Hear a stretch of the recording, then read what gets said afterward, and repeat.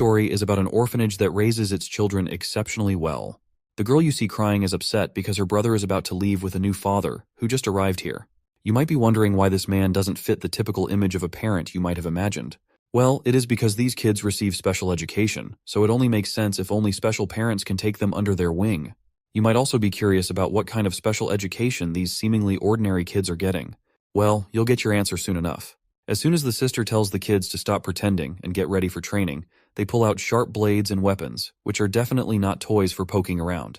The sister even tells the little girl not to let her snot dangle out of her nose while pretending to cry, because it looks gross, and she doesn't want the new parents to get a bad impression of the kids they've raised so dearly. The girl quickly owns up and hastily wipes her nose. We also meet the proud director of the orphanage, who takes major pride in this special education approach.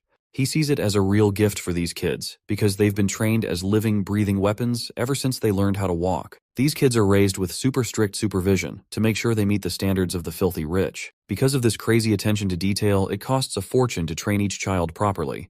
Another question that might come up in your mind is what these kids are actually used for. Well, there is not any straightforward answer to this question, and the director just says they're like computers. And what they're used for is decided by the buyers, or as you might call them, the new parents. For example, this rich fat cat who has just adopted a new kid shows his new son a photo of a man and says, "This is your target. Memorize his face." The director then explains that since these kids are living weapons, they pose significant threat to the buyer. So the orphanage made sure to drill each and everyone with 3 absolute principles from a young age.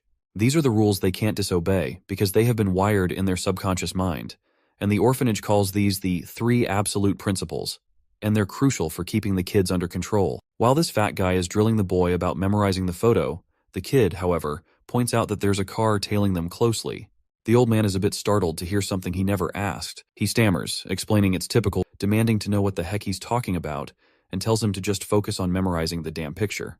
The kid quickly snaps back to attention and swears to follow the orders. And there you go. That's what the first principle is all about. Absolute compliance to the parents' orders. That car tailing them smashes into them, and their car flips over from the impact. The kid scrambles out and sees his father badly hurt and barely clinging to life. And that is when we learn about the second principle these kids are drilled with. Never use your powers without your parents' permission. As the kid mourns his father, the attackers get out of their cars with their guns in hand. As they cautiously approach the flipped car, they spot the kid crying and begging for help, shouting that his dad isn't breathing. The attackers are taken aback to see this, because they had no idea that there was a kid in the car.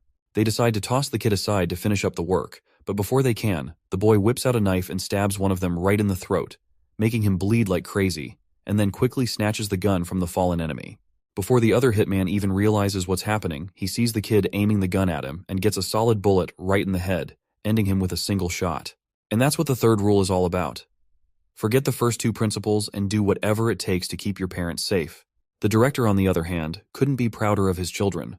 He is practically bursting with joy and pride for raising such perfect, exceptional kids. He quickly shows the register book containing information about each and every kid and asks his buyer which one he would prefer. But the buyer flatly refuses any of them. So, the old man puts the register book back on the drawer and reluctantly pulls out a file for a kid who's already been deemed a defective product. He's disappointed that the buyer is only interested in this particular one. Apparently, this misfit kid was a real gem. Even the director is a huge fan of his. He had the best skills out of all the weapons they'd whipped up, and the old man was practically swooning over him. But of course, the kid disappeared, and the director's left wondering if he's even still breathing. They've been on a wild goose chase to find him, but since he's parentless, he can't use his powers without someone's permission. So they're pretty much in the dark because of 0 leads, and he's probably living incognito as just another regular high school kid.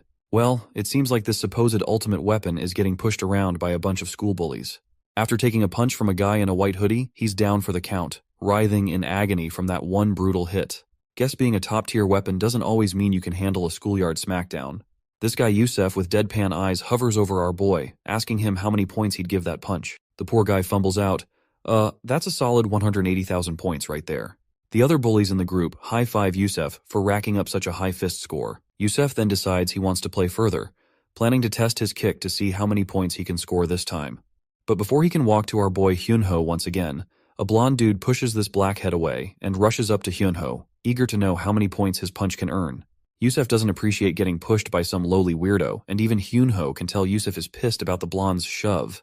So Yusef silently strolls over to the riled-up blondie, Cyan. When he gets there, he gives Cyan a good old slap across the face, casually saying, "Just paying you back, buddy." No hard feelings. As much as Cyan hates the humiliation of that slap, he swallows his pride and gives a thumbs up to his friend for a solid 180,000-point slap. The guy with the deadpan eyes just smiles and casually walks away, telling Cyan he can buy him a pack of cigarettes instead of flattery. Before Yusef goes, Sion challenges him, promising to fight him next time. Meanwhile, the protagonist is totally fed up with all this nonsense from these ragtag idiots because he knows he could take them all down in one fell swoop. Still, he plays the role of the dumb weakling, and Sion starts choking him, demanding to know if Yusef's punch is actually better than his. Cyan keeps on bullying our boy, treating him like his personal punching bag to vent his frustration, and tells Hyunho to tag along with him for a little while. With no way out, the boy reluctantly follows the rowdy thug and ends up footing the bill for their meal, because, well, Cyan claims he's broke, saying he's all out of cash after running errands for Yusef. Blondie then wonders aloud who would win if he fought Yusef head-on. In response, Hyunho states that he can't say anything for sure. Out of nowhere, Cyan notices the snack shop has the same name as Hyunho, and our guy sheepishly admits it's run by his mom. Right on cue, his mother also shows up and says if Cyan is her son's friend, he can eat as much as he wants. Cyan is genuinely surprised to learn that this is actually Hyunho's mother's shop, and our boy feels pretty disappointed because he had been trying to keep this a secret all along. And he's not sure why his truth had to come out at the hands of this jerk, who's shamelessly running his tongue over his lips, probably looking forward to freeload some more food. Seeing the shifty look on his filthy friend's face, Hyunho grabs his pen, ready to poke a hole in Cyan's eyes if he tries anything sneaky. Just as he's about to make his move, the blondie surprises him by apologizing for not introducing himself properly earlier. He introduces himself as Cyan Park, Hyunho's buddy, and comments that he finally gets why the shop had a weird name. Hyunho's mom chuckles at the joke and mentions that Hyunho told her to keep it under wraps. Cyan then jabs at his friend, saying he's awful at hiding things and that he's also bummed his friend kept such a stunning mom a secret. Hyunho, now totally over this guy's act, knows Cyan's just a piece of work. To avoid any more nonsense, he tells his mom they need to bounce because other friends are waiting for them. The woman packs up some food in a plastic bag and hands it to Cyan, telling him to share it with others. He explicitly and happily states that all Hyunho's friends are like her own children, so Cyan should not shy away from anything. While Hyunho tries to convince her that it's really not necessary, the blondie's eyes light up at the sight of free food. He grabs it without a second thought, completely ignoring Hyunho's internal groans. He is feeling pretty pathetic, internally begging his mom to rethink this, because he knows these guys are just a bunch of bullies, not real friends. Hyunho then pleads with Cyan not to share the food with Yusef or anyone else. Cyan agrees with a smirk and says his goodbyes. Hyunho's mom, ever the gracious host, tells Cyan to bring more friends next time, to which Cyan enthusiastically agrees, saying he'll definitely come back with a crew. Well, that's exactly what Hyunho was trying to avoid, and here we are. Once Cyan's out of sight, the boy turns to his mom and lets loose, and while fighting to keep his tears in check, he furiously demands to know why she didn't just pretend they weren't related. Seeing her son so upset, his mom is totally confused and hurt. She tells him she was just happy to meet his friend, and apologizes if she caused any trouble. Hyunho, meanwhile, is left questioning the rationality behind his words. He has no idea why he's yelling at his mom, especially when she's apologizing. He's feeling like garbage for acting out. His mom tries to explain that she just wanted him to make more friends, which is why she acted the way she did. Hyunho's hand shakes with frustration and confusion, and he's barely holding himself together. The next day at school, Hyunho sees the same tteokbokki his mom makes, sitting right before his eyes. Apparently, Yusef has figured out that Hyunho's mom runs that snack shop down the street. So, he grabbed a bowl for himself. Yusef takes a dirty rag, dips it into his bowl of tteokbokki, starts rubbing it in Hyunho's face, and complains that he found this rag in his food and demands a refund because he can't eat filth. To make matters worse, he tosses another jab, sarcastically asking if he should go directly to Hyunho's mom for the refund. Hyunho is absolutely livid with Cyan, especially after he ratted out his secret despite his pleas to keep it quiet. Trying to keep his cool, Hyunho responds coldly, asking if they're even considered friends. This gets under Yusef's skin, and he mocks Hyunho for throwing a tantrum over a little joke. Then, to add insult to injury, Yusef dumps the entire bowl of tteokbokki right onto Hyunho's uniform. That's the last straw. Hyunho's already got his pen in hand, and before Yusef can react, he doesn't hesitate to swing his hand to jab the pen straight into Yusef's throat. His hand stops just short of the mark, trembling as he fights to keep himself in check. Yusef, not exactly thrilled about being threatened, gets more cocky and pissed off, demanding to know what the hell Hyunho thinks he's doing. A few moments later, Cyan strolls into the classroom, only to find everyone dead silent. The place is a mess. Security guards are on the scene, the window has been shattered, blood is splattered across the floor, and Hyunho's glasses are scattered on the ground. Looks like things have taken a serious turn, either an accident or, dare I say, an attempt of murder, attempted by Yusef. You see, just a moment ago, Hyunho was mercilessly beaten by this jerk, for about 15 minutes straight. He begged for mercy, draped in his own blood, and lost consciousness several times while writhing in pain. Despite his pleas, Yusef didn't stop and continued the relentless beating. When Hyunho was completely worn out and shattered from the brutal assault, he looked outside through the nearby window and finally ended it by jumping out of it. Now, we find ourselves in an abandoned building where we encounter this disgusting creature again. With no shred of empathy, he casually puffs on his cigarette and tells his friends to confess that they were the ones who accidentally pushed Hyunho out of the window while playing around. His friends are pretty reluctant to take the blame. In fact, they refuse right away to Yusef because they don't want to get into trouble.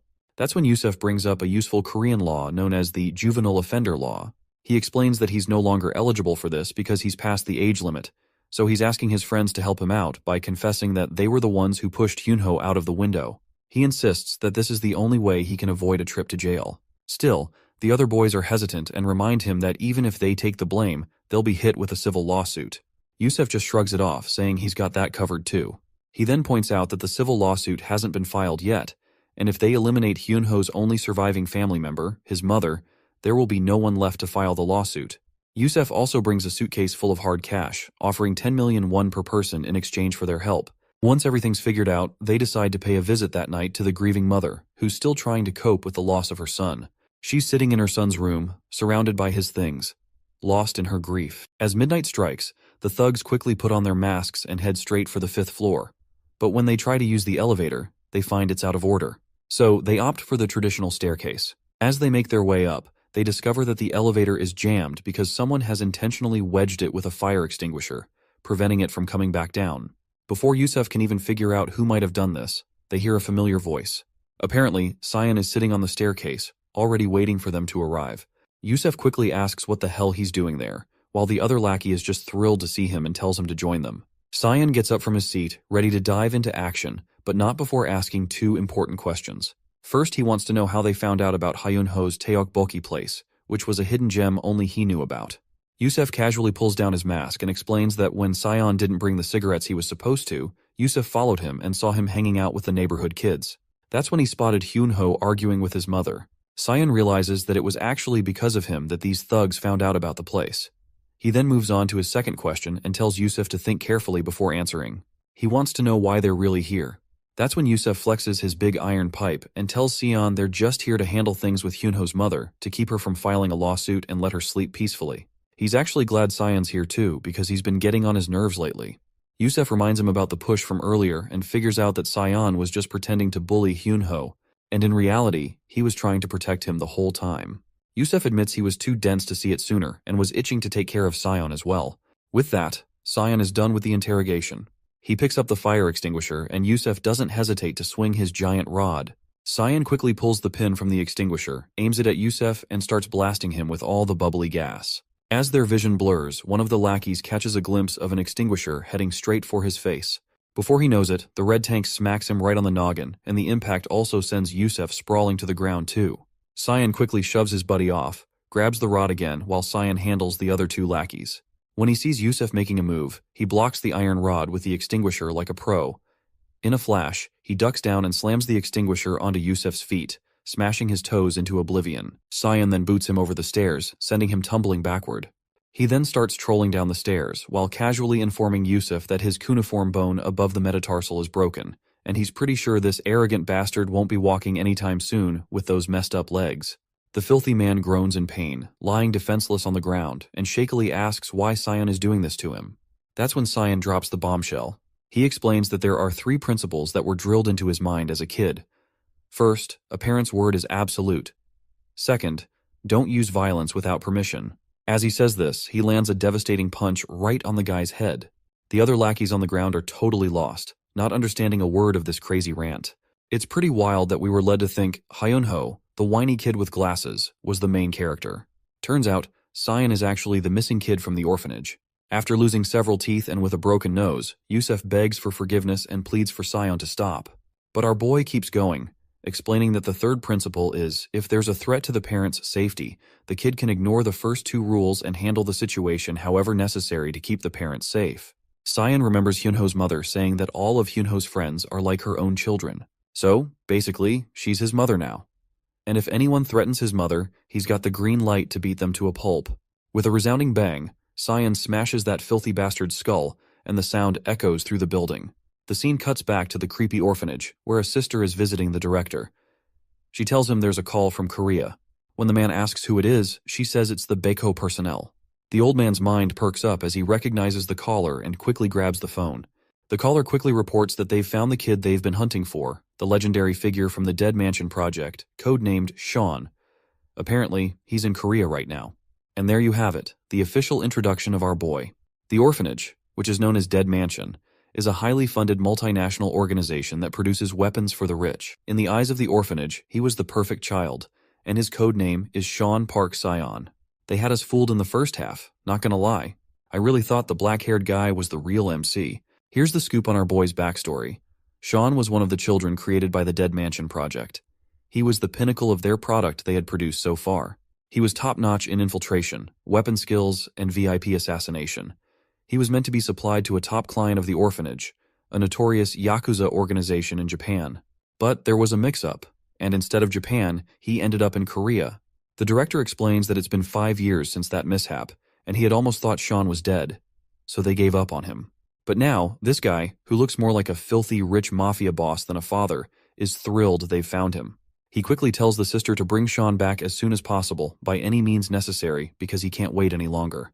The woman, whom we've been calling Sister, lets down her black veil, revealing her dead eyes. She quickly adheres to the order, saying she will proceed with the retrieval operation immediately, and this lady in question goes by the name Rachel. As soon as she drops her act as Sister, my God, this woman looks absolutely creepy. Dressed in a tight black shiny suit, she's not holding back a single bit in flexing her big guns. She makes it clear that she will drag Sion back even if she has to take him out by force. This woman is the Dead Mansion instructor, and her specialty is still unknown. However, the director quickly tells her to simmer down because he needs Sion unharmed, and she doesn't need those guns either. The lady quickly gets embarrassed and starts picking up her robe to put it back on, muttering about how she was just getting into character. In the next scene, we see Kwon Byung-woo, Yusef's father, bowing his head to apologize to Hyunho's mother. He promises to cover all medical expenses, mental damages, and any other compensation she might need. But the woman flat out states that nothing will change with just an apology because this isn't something that can be resolved with words alone. The students nearby are startled to see this filthy rich man bowing his head like this. And Kwon Byung-woo finally lifts his head, turns around with a blank face, saying he will be taking his leave. The woman is utterly baffled by his strange behavior. In response, Kwon Byung-woo covers his face with a handkerchief and reveals that he was here to make amends. But since they can't resolve anything through discussion, he will leave because efficiency is key in all matters. He then walks forward towards his luxurious Maybach, telling the woman that he also knows other ways to sort out this mess because he's quite the expert in these matters. With those parting words, his car zooms off. He then complains to his manager about how disgustingly stingy and smelly that place was, insisting they tear it all down and build a mixed-use complex instead. The rich man then asks about Sion, or we can also call him Sean, and asks his manager if they have taken care of that kid. The manager lets him know their people are already en route and the secretary will ring them once the job's done. Kwon Byung-woo just nods and heads to Sanlim University Seongsim Hospital. Inside, we find Yusef all banged up, wrapped in bandages like a mummy. He tells his dad the kid who messed him up was no average Joe. He kept rambling about some 3 engraved principles or something. His dad raises an eyebrow, asking if this is the new trend among kids. Yusef just shakes his head, saying he hasn't a clue. Before Yusef can spill more, his dad cuts him off and gives a cold stare to the women and humbly requests the nurse to give them some alone time. Once the lady is out of the way, he slaps his son hard right over his face, just like any typical father. After slapping Yusef's face, Byung-woo lets him have it. What's really grinding his gears isn't just that his son picked a fight, bullied some kids, and caused them to jump out of a window. Nah, what's really bothering him is that Yusef didn't clean up the mess afterward, leaving a trail of evidence behind. He drills into Yusef that the basics of the job are to avoid doing things twice, meaning don't screw up and leave evidence for others to find. Byung-woo tells him to watch his father closely and learn from this chance to fix things. Meanwhile, Sean is taking a beating from a group of goons sent by Byung-woo. The leader, decked out in gloves, watches as his lackeys drag the injured boy from the ground. With a scowl, he delivers a series of stinging slaps to Sean's face, not stopping until the boy collapses from sheer exhaustion. The glasses-wearing thug, looking down at Sean with a sneer, says, "You might have taken down a few kids, but you're nothing against adults." They grab one of Sean's arms, and the burly lackey yanks it straight, holding it firm. The leader then places his foot on Sean's arm and applies all his weight, leaving the poor kid writhing in agony. Before they leave, they make sure Sean knows this is payback for the humiliation and beating he dealt to their young master Yusef. They're leaving him alive just so he can stew over his mistakes. As dusk settles in, Sean sits there, snapping his shoulder back with a sneer. He chuckles at how the goons couldn't even tell the difference between a dislocated and a broken arm, despite their big talk about being adults. The beating he received? Well, it was nothing compared to the thrashings Aunt Rachel used to dish out. Sean's frustrated that he can't tap into his full strength without orders, but he's relieved knowing Yusef won't be bullying anyone else. As he heads out, grumbling to himself, he runs into Hyunho's mother. She recognizes him immediately and asks, "What happened to you?" With a warm hello, Sean greets her and is soon invited to dinner. Hyunho's mother has prepared a feast, urging him to eat his fill. When Sean hears this command to eat, he dives into the food like a wild beast. He is driven by an instinct to comply with the care of someone he now sees as his parent. The mother then gently instructs Sean to drink some water, pointing out that it'll help him digest better. Sean follows her advice, downing the water with a hearty gulp and letting out a satisfied burp afterwards. He thanks her for the meal, and she smiles, happy to see him after such a long time. Sean's mood turns serious as he asks about Hyunho's condition. In response, she assures him that the surgery went smoothly and that Hyunho's doing fine. She's hopeful for his recovery, even though things are tough right now. Then, her strength seems to crumble. Her hand starts to shake, and tears flow freely. She sobs, feeling weak compared to her son and helpless as a mother. Her heartfelt wish spills out of her tongue. She wants to destroy everyone who hurt Hyunho, especially Yusef's father, and tear them all apart. Well, it looks like Sean has finally found a reason to unleash his powers at full force against those jerks. As the lady turns around to apologize for her sudden outburst, Sean's already long gone. The scene then shifts to Byung-woo Construction Company. Inside the building, the father of that nasty son raises a toast to celebrate the record profit they've racked up in the third quarter of this year. He's giving a heartfelt thanks to all his employees, saying it's all thanks to them that Byung-woo Construction has come this far. Among the crowd of employees, we spot one of the same hefty guys who had beaten up Sean earlier, and near to him stands a waiter who suspiciously looks like Sean. The waiter approaches the man and offers to pour him a drink. As soon as the man says, "Pour some," the waiter smashes the bottle right over this jerk's face. The bottle shatters, leaving the wine and glasses scattered through the air. The fatty stumbles back, trying to get himself together, and quickly goes for a counterattack. But Sean is ready. He shoves those bare glasses he was holding into the guy's hands like he's handing over a pair of gloves. Then, with a brutal swing of his leg, he kicks the jerk right in the face. Next, Sean grabs some forks and knives and hurls them at the guards with deadly precision. They hit their targets perfectly. It doesn't take long for everyone to catch on that something's going down. Before they can do anything, a bunch of the black-suited guys are already out, and people are screaming about a blonde kid who's causing all this mess. The mention of a blonde kid rings a bell for the company director. Meanwhile, Sean is hiding under a table, knife in hand. He zips past everyone, slicing through them like they're nothing more than cucumbers with that tiny knife of his. He's sticking to what he's been taught. A parent's words are absolute. He can't ignore the tears and pleas of the mother who wanted everyone to tear apart along with that father. So he's doing exactly what he's been told. He grabs a tablecloth and, before the ragtag crew can get close, uses it as a distraction. He throws the table right at their faces, crushing them under its weight and leaving them screaming their lungs out. Just then, a knife flies in from behind, but he ducks quickly, and the knife hits one of the black-suited guys in front instead. The one who just threw the dagger seems like the same guy with the black gloves, and he's pretty impressed with Sean's reflexes. He's also surprised to see that the arm he broke is still working. Before he can finish playing around with those gloves, Sean grabs the guy's hand and slaps him hard across the face. He expertly locks the guy's arm and snaps the bone inside, coolly telling him, "That's how you break an arm." As the cocky guy sprawls on the ground, a bullet zips past Sean's face, grazing him closely. The shooter is Byung-woo, standing on the first floor, looking disappointed for missing his shot. Sean quickly raises his hand and calls out that it's tough to hit from that distance unless you're a real pro. Byung-woo curiously asks who this kid is. He remembers that Korean kids these days are into something called crew, so he asks if Sean is part of that too. To which Sean responds that he doesn't know what the heck that crew thing means. But if Byung is asking which crew he belongs to, then he proudly states that he is with the Hyunho snack shop. The mention of Hyunho snacks rings a bell for the zombie-like dude, and promptly asks if Sean is talking about that smelly alleyway junk food place. With a sneer, the man shoves the gun barrel right between Sean's eyes and asks if the woman tipped him off to kill him. Sean smirks and says he's absolutely wrong, because all she did was tell him to tear and crush everyone. While the zombie is trying to figure out what the heck Sean is saying, my guy moves with lightning speed, knocks the gun away, and gives the guy a solid slap.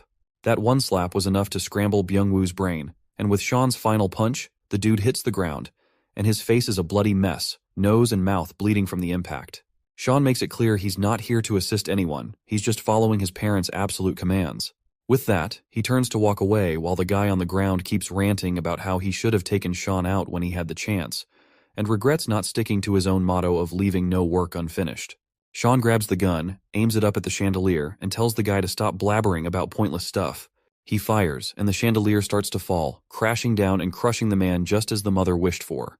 Sean walks away, shaking his head and muttering how both the father and son are really just the same. We're back in the hospital, where the nurse asks Yusef if he's feeling any better. The arrogant guy just scoffs and asks why he'd be here if he was doing well. The nurse comments that she's heard school violence can be pretty intense these days, but she's never seen anyone as badly hurt as him before. She wonders if the kid who hit him must have been a real expert, though even for high schoolers, this is pretty extreme. As she squats down to pick up her things, we get a glimpse of her giant ass. Man, we already know that the Russians are thick as hell, but this is something next level. She then grabs the injection and asks Yusef what he was discussing with his father earlier about some 3 principles. Noticing the weird color of the injection, Yusef questions what the heck she's injecting him with. Rachel then pulls out her mask and reassures him not to worry, saying that as long as she only uses half, he won't die. It looks like she's finally here to take our guy, and she starts pressing against his chest, grilling him about those 3 absolute principles he mentioned. The guy gets genuinely scared by her death glare and tells her to just get the hell out. That's when Rachel pulls off her fake hair and stops playing games. She straightforwardly demands he reveal the name of the kid who messed him up like that. We also find out her specialties, which are disguise, infiltration, interrogation, and of course, torture. Shortly after, Rachel calls the director when she arrives at Byung-woo's company. She tells him that the boy apparently used his powers. The director is shocked by this news, and Rachel further explains that she rushed to the spot where Sean was last reported. But by the time she got there, he was already gone. The place was a mess, with people badly injured, something only Sean's powers could have caused. The director is confused, saying he has no idea what's going on, because in the history of the Dead Mansion, no one has gone against the absolute 3 principles. The old man walks over to a cupboard, and as he opens it, a deluge of books spills out. He remarks that if Sean is ignoring the absolute 3 principles, it's no ordinary matter anymore. The weapons the Dead Mansion sold off could bypass these principles and target the Dead Mansion itself. He instructs her that her mission has changed, and she must ensure that if Sean is disregarding the principles, she'll need to take action. To which Rachel quickly agrees, and the director also mentions that if she needs support in Korea, she can contact the Baeko personnel there. Just then, 2 men show up right on cue. They're pretty amazed that a single high schooler managed to take them all down. Rachel hangs up, and one of the guys, particularly the fat one, looks a bit freaked out by her appearance and wonders if kids nowadays really dress like that. His buddy explains that she's Russian and that some people are pretty open-minded, adding that even his own wife is open-minded. The next day, we're back at school, and it looks like Rachel has taken on the fake role of a teacher at the school where Sean is studying. She's here to dig deeper into what Sean's up to, and just thinking about it gets her all worked up. She's excited to see how he's grown up. Back in the day, Sean was her favorite student. He absorbed everything she taught him like a sponge. So, she's really looking forward to seeing him again. When she arrives outside the classroom, she spots Sean. He's in the middle of narrating the story of how Yusef was begging for mercy after he beat the crap out of him. Rachel is completely taken aback by his behavior, and she is having a hard time accepting if this vulgar kid really is Sean. Suddenly, a chubby kid sitting behind Sean gets really pissed off and finally wakes up because of Sean's nonstop rambling. They both start getting cocky with each other, and Rachel wonders if they've already figured out who's boss. She remembers how at Dead Mansion, they had this annual event where the kids fought to measure their combat power and determine who was on top. It was so cute when they challenged her, and Sean was always the strongest among them. But now, Sean looks like he's getting his butt handed to him by this big guy, making Rachel seriously question his status as the strongest. The chubby kid keeps kicking and thrashing Sean like he's just a sack of potatoes, and Sean just takes the beating head on. Rachel's face quickly shifts to a blank poker face, watching this once mighty kid get pummeled like a fool. After a bit of watching, Rachel starts to figure out that Sean probably didn't use his powers because he's hiding his true identity. This makes her think he might still be under the control of the 3 principles, but she's not entirely sure and wants to keep an eye on him. She can see his sharp, sophisticated eyes. The good kids from Dead Mansion should have both physical strength and brains, and Sean always stood out. Even if he's hiding his power, his smarts still shine through. As his former teacher, she's a bit troubled that he can't disguise himself properly and thinks about teaching him again when she gets the chance. While Sean is busy doodling the moment he smacked Yusuf with that fire extinguisher, Rachel gets confused. She thought he was focusing on studying with such concentration, but he's just messing around. So, she gives him a heavy book slam right on his head. In the bathroom, Rachel sits with her head spinning in confusion. She's sure Sean can't possibly be this foolish and starts to think maybe this is someone else who just looks like him. It's hard for her to accept that he might really be this clueless. She decides to change her plans. It's no longer just about the three principals, now she needs to figure out if this guy is really codenamed Sean. After class, Sean's head is throbbing. He remembers the teacher usually doesn't hit that hard. Meanwhile, Rachel, now dressed as a student, comes over.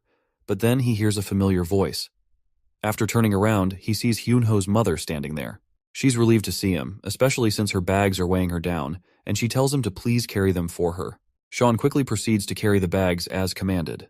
When they hit the snack shop, Sean devours his food like a wild animal. The mother tells him to slow down, and he quietly takes her advice. Rachel starts piecing things together.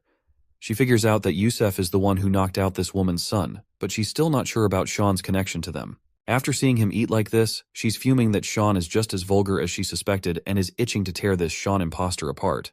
As soon as Rachel takes a bite of her food, she gets a chill and her tongue practically hangs out. She asks for some water after just one bite of the insanely spicy dish. The woman quickly hands over the water and asks if she can't handle the heat. Rachel is stunned, wondering how these folks can torture themselves with such fiery food. She is pretty sure these Koreans are out to assassinate her with this much heat. Sean then tells her to slow down, saying she's being clumsy. That's it. Her frustration has hit the roof, and she vows to take this jerk down. Speaking of spice, she remembers Sean couldn't handle it either. If this guy is really Sean, he should be struggling with all this heat, just like he did back in Russia. She watches his trembling hand, thinking he's having a tough time. But instead, he's giving thumbs up after thumbs up to the lady, raving about how delicious the food is. The woman is happy and keeps feeding him. Rachel realizes he's actually handling all that spice like a pro. She is confused, wondering why he's chowing down on this fiery food like a fool instead of refuting to eating it. Rachel then remembers that Sean helped this woman carry bags with just her one command, and now he's eating without refusing her and helping her with everything she asks for, as if he's following her every command. Seems like she's finally pieced it together. He also would not have killed all those people so skillfully without any commands, and she's sure he was ordered to destroy the Byungwoo construction purposefully.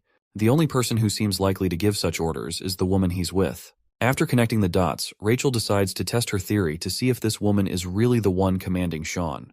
She pays the bill for her food, and while the mother turns to grab some spare change, Rachel sees her chance. She grabs a chopstick and throws it toward the woman. Just as she hoped, Sean leaps from his seat, intercepts the chopstick midair, and grabs the woman by her face. The stool nearby tips over as they quickly vanish. When the mother turns around, both of them are gone. When we finally see them, Rachel can't contain her excitement after realizing that it's definitely Sean. On the other hand, it does not take long for our boy to figure out who she is, telling her to drop the act and stop tailing him like that. Rachel greets him officially and asks why he's hanging out with that woman and why he is following her orders like she's his mom. She is sure that there's no way a rundown snack shop owner could be connected to a top kid from Dead Mansion. Sean stays tight-lipped, so Rachel decides to take action. She grabs his hand, launches him into the air, and slams him down to the ground like a sack of potatoes. I can tell the impact was pretty rough, judging by his groans of pain. Rachel then tells him to stop messing around. It's time for him to get back to the orphanage, because there's a whole line of clients waiting for him. Suddenly, Sean's mind flashes back to the painful memories which had been buried in his mind. He is standing in the middle of knocked-out kids, and he's probably the one who left them out cold during their training. There is also this mysterious woman who gave him the name Park Syan, but he can't seem to remember her. In a sudden burst of shock, Sean blurts out and asks Rachel who this woman in his memories is. Rachel is confused by his random question, but before she can respond, Sean smashes his head into her nose, pushes her away, and gets back on his feet. As she pushes the blood out of her nose, her fury flares up. She demands to know if he really doesn't want to come back without a fight. But before she can make a move, Sean has already run away. He's sprinting across the rooftops, blown away that they sent Rachel after him. The image of the bloodied woman keeps flashing in his mind, and he's determined to figure out who she is, haunting his memories. Back at the Dead Mansion, the director is having a full-on meltdown over the news that Sean managed to escape. Rachel apologizes, saying he slipped away while she was momentarily distracted. But she also brings some good news. They've tracked down the old woman who's controlling Sean with the 3 principles. Turns out she's the one Sean recognizes as his parent. The director is thrown for a loop. How can an old woman be perceived as a parent? He asks Rachel if the old lady is intentionally using the 3 principles, but Rachel admits she can't be sure yet, and more investigation is needed before jumping to conclusions. The director decides it's best to verify things with the old woman before sending more resources after Sean. After a wardrobe change, Rachel steps out of the bathroom in this old lady disguise, leaving this other old woman confused, who can bet her life that she just had seen a young girl enter the restroom earlier. Meanwhile, the director is busy explaining to us that there are only 2 ways to retrieve a good child from their parents, and we'll learn about the first method soon enough. Back with Hyunho's mother, she is taken aback by the appearance of this elegant old lady. Rachel, under the disguise, sternly advises her to keep her distance from Sean. She introduces herself as Sean's mother, noting that she's often busy with business trips and hasn't paid much attention to her child. Now she's all dramatic about how it breaks her heart that Sean's been eating such awful spicy food. Hyunho's mother suddenly realizes that Sean can't handle spicy food and feels a bit of guilt for making him eat it all this time. It's a harsh wake-up call that she's been feeding him stuff that's clearly not good for him. Rachel is grinning inside, thrilled that this old hag is finally feeling some guilt. This is exactly the kind of reaction she was hoping for. You see, by getting the parent to voluntarily give up custody of the child is the first way to take a child back from the parent. And this is what Rachel is trying to achieve. So, she keeps her smooth talk, saying she understands that Sean listens to Hyunho's mother. So, Rachel tells her that when Sean comes back to eat here, she should sternly tell him never to return and go back home. It's a dirty play on Rachel's part, but it's all part of the plan. If Hyunho's mother tells Sean to go home, he'll take it as an order and head straight back to the dead mansion. Rachel starts to leave, but Hyunho's mother surprises everyone by refusing to say what Rachel suggested. Looks like Rachel's plan isn't going as smoothly as she hoped. Hyunho's mother speaks up, and it's a gut punch to Rachel's plan. She asks Rachel if she's even paid attention to her own son. She reveals that Sean is always covered in filth and dirt, and whenever she asks him about it, he just always says he fell. At first, she used to think he was just being a rebellious kid, but now it breaks her heart. It's clear to her that Sean needs someone who truly cares for him, unlike this rich woman who's clearly abandoned him. As she cries, she admits that she's come to care about Sean and doesn't want him to end up like Hyunho. She's willing to step up and take care of him since there's no one else around. Rachel clearly gets ticked off to hear this, and tries to tear into the old woman, but Hyunho's mom just bows her head and apologizes, saying she didn't mean to come off as rude. She's determined to keep an eye on Sean, no matter what. Seems like Rachel's first plan to snag Sean's ownership didn't go as smoothly as she'd hoped, and she's fuming. As night falls, she calls up the director and spills the beans about the failed attempt. The director seems disappointed to hear this, and he is clearly running out of patience. So, he gave her the green light to proceed with the second method. Rachel, now fully on board with this plan, eagerly agrees and looks forward to putting it into action. With a determined look, she sheds her garments to reveal a more wild side of herself, signaling that things are about to get serious. It turns out that, upon the death of the parent, the child reverts to the ownership of the dead mansion. So, her new target is Hyunho's mother. The scene shifts to outside a mart, where Hyunho's mother is seen shopping for groceries for her shop. And we can also see Rachel lurking in the shadows. She waits for the perfect moment, her finger poised over the detonate button of a bomb. When she decides it's time, she presses it, and the explosion rips through the air. The fire alarms blare and sprinklers kick on, dousing everything in water. But the blast wasn't aimed at Hyunho's mom, because it was merely a diversion. As Rachel's gun comes into view, she takes her aim. Just as she pulls the trigger, Sean swoops in, wielding a pan like a makeshift shield, and the bullet ricochets off his impromptu defense. Sean's face is etched with annoyance, while Rachel appears to be having the time of her life. Sean is amazed to see that the bullet-blocking move he picked up from a game actually worked in real life. He then drops the pan and strides toward Rachel, looking clearly annoyed by her actions. Like, he already knew that she would do something like this, but he reminds her that involving guns and bombs into the mix is just way too much. Rachel just smirks, her gun still aimed at the mother.